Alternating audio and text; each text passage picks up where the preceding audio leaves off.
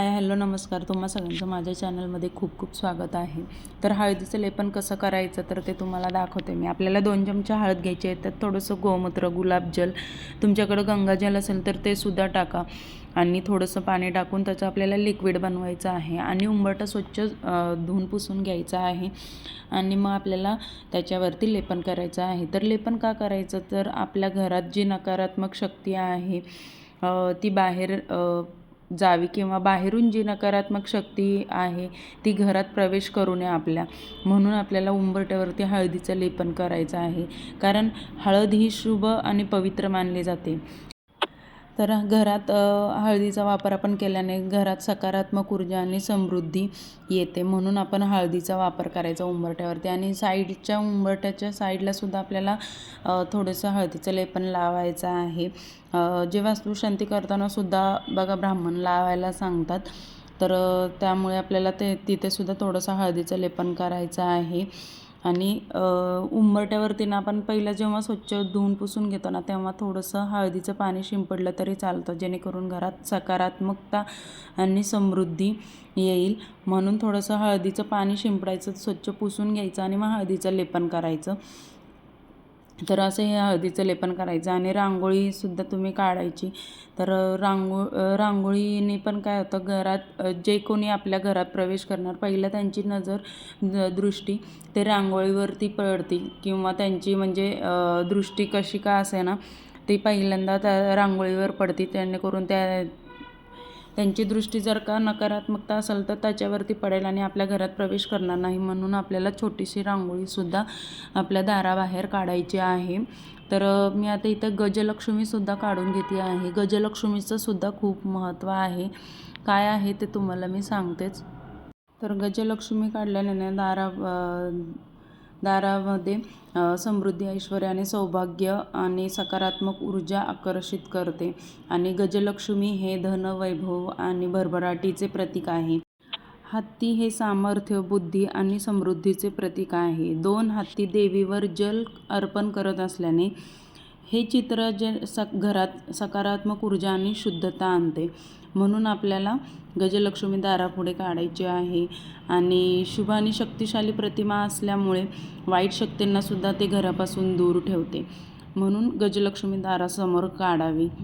आणि ते काढताना सुद्धा ना आकर्षक आणि शुभ रंग वापरावेत, जेणेकरून लक्ष पहिल्यांदा तिथेच केंद्रित होईल.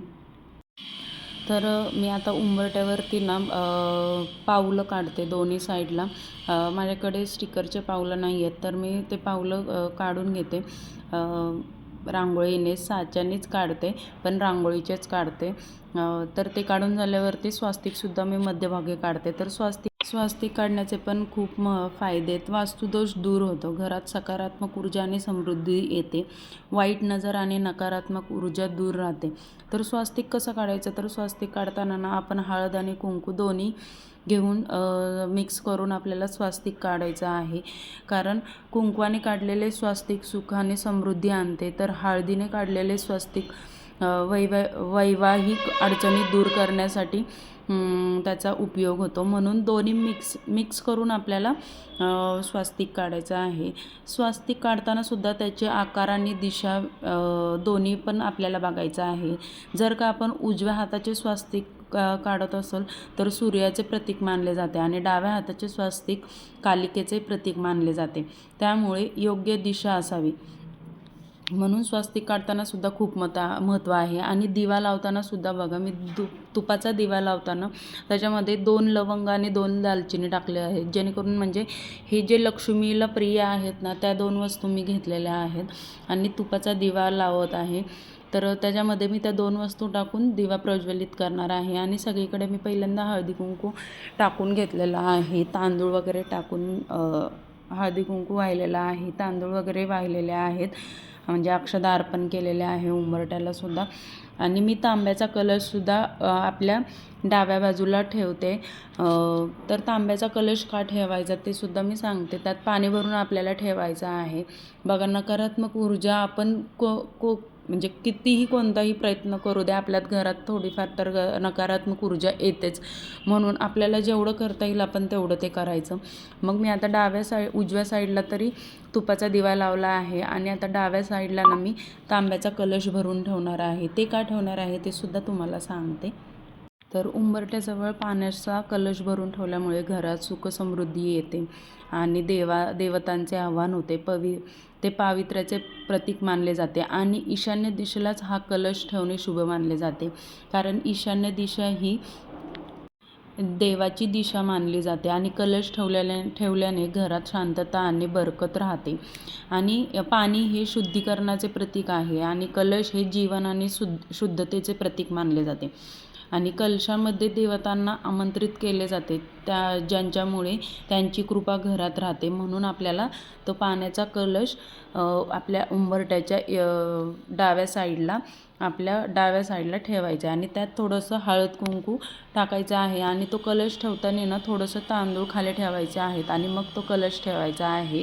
आणि आपल्या उजव्या साईडला तुपाचा दिवा लावायचा आहे आणि नंतर धूपदीप लावून उंबरठ्याची आपल्याला पूजा करून घ्यायची आहे. तर हे एवढे सगळे जे नकारात्मक ऊर्जा किंवा काही आपल्या घरावरती संकट येऊ नये म्हणून आपण एवढं सगळं आपलं, जर का आपला मुख्य दरवाजा स्वच्छ सुंदर असेल ना तर घरात कुठलीच नकारात्मक ऊर्जा प्रवेश करत नाही. आणि त्या दिवशी बघा आपल्याला पूर्ण घरात पॉझिटिव्ह सुद्धा वातावरण वाटतं. एवढं सगळं केल्याने आपण ज्या दिवशी काही असेल त्या दिवशीच हे उंबरठ्यावरती आपण हळदीचं लेपन वगैरे करतो. पण आपल्याला रोजच्या जीवनात आपल्या गडबडीच्या एवढं पूर्ण करायला वेळ भेटत नाही. पण तुम्ही थोडंसं हळदीचं लेपन करून छोटीशी रांगोळी काढली तरी चालेल. कलश ठेवायला काय 1-2 मिनटं लागतं आणि दिवा लावायलासुद्धा 1-2 मिनटं लागतात. तर एवढं तरी आपण करूच शकतो रोजच्या ह्याच्यात. तर बघा पूर्ण रांगोळी वगैरे काढून झालेली आहे, दिवा वगैरे लावून झालेला आहे, धूप वगैरे दाखवून झालेला आहे. तर खूप छान वाटतं, घरात एक पॉझिटिव्ह एनर्जी राहते असं केल्याने. तर तुम्हाला एक व्हिडिओ कसा वाटला मला कमेंटमध्ये नक्की सांगा. आवडला असेल तर लाईक आणि शेअर करा. तुम्ही चॅनलवरती नवीन असाल तर सबस्क्राईब करायला विसरू नका.